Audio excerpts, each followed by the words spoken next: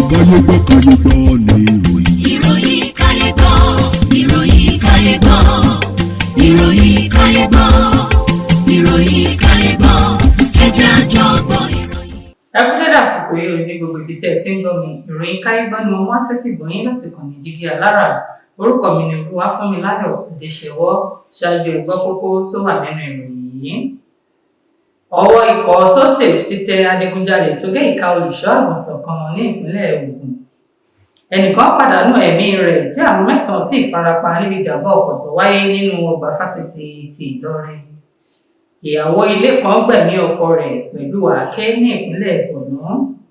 Wọ́n ti mú ọmọ ọdún 23 kan fún ẹ̀sùn ìfipábánilò. Kí tó tẹ̀síwájú nínú ìròyìn yìí, ẹ jẹ́ kí a dé òkè lọ́hùn fún ìpolówó ọjà.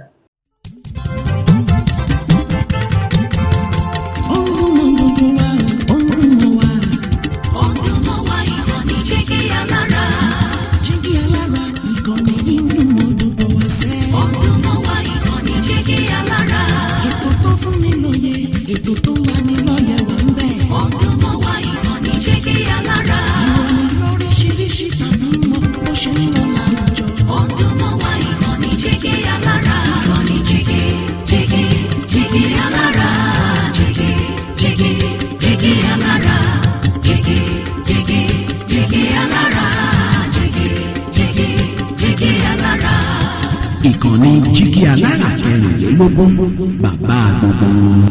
Ẹ káàbọ̀ padà láti òkè lọ́hùn-ún. Ìròyìn ọ̀hún rèé lẹ́kùnrẹ́rẹ́.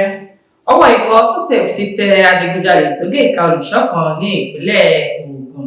Social Orientation and Safety Corps tí wọ́n tún ń pè ní SOSAFE ti mú Ibrahim Ridwan, ẹni ọdún 24 fún ẹ̀sùn ìdigunjalè àti ṣíṣe olùṣọ́ àgùntàn ìjọ Celestial Church of Christ ní ìlú Abẹ́òkúta báṣubàṣu.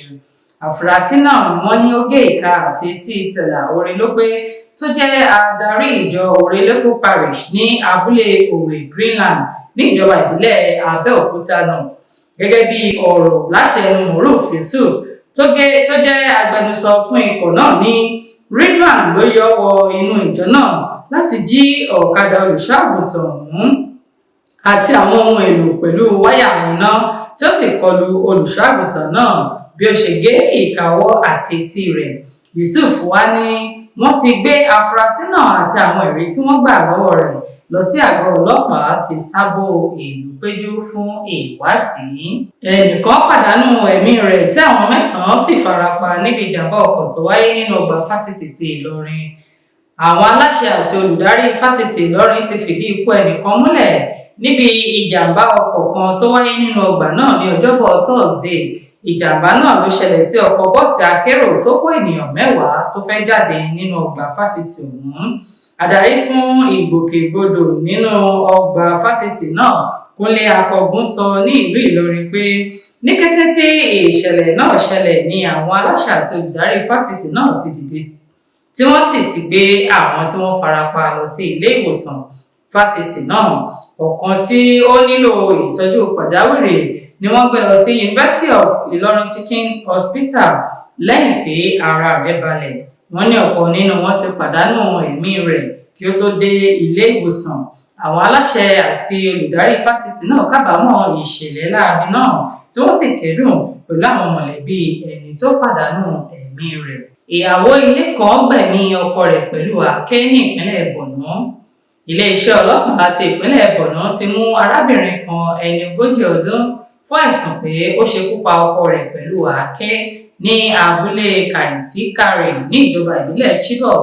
Alukoro fún iléeṣẹ́ ọlọ́pàá ASP Nahum Daso ní Ají ni wọ́n mú nítorí ó fi àáké gbẹ̀mí ọkọ rẹ̀ látàrí ìjà tó wáyé láàrin wọn nítorí ọmọ wọn Rachel Ají, ọmọ ọdún 13, tí ó jí ẹran ewúrẹ́ gbé tí ó sì tà á fún ẹni tí wọn kò mọ̀.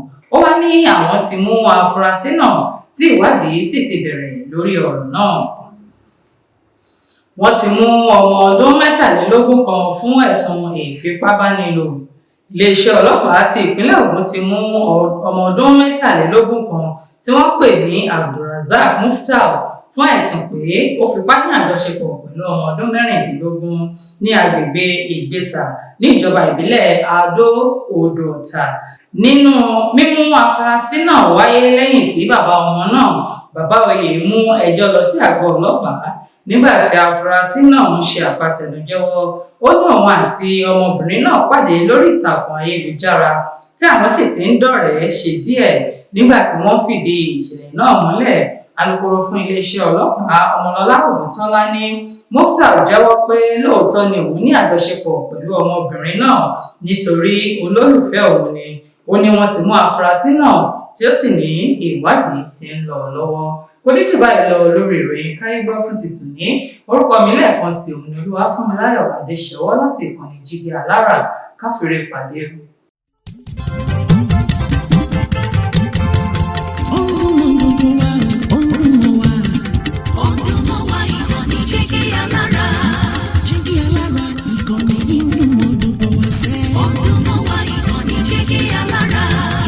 Ètò tó wà ní lọ́yẹ̀ wà ń bẹ̀. Ọdún mọ́ wá ìkànnì Jígí Alára. Ìròyìn lóríṣiríṣi tàbí mọ bó ṣe ń lọ láwùjọ.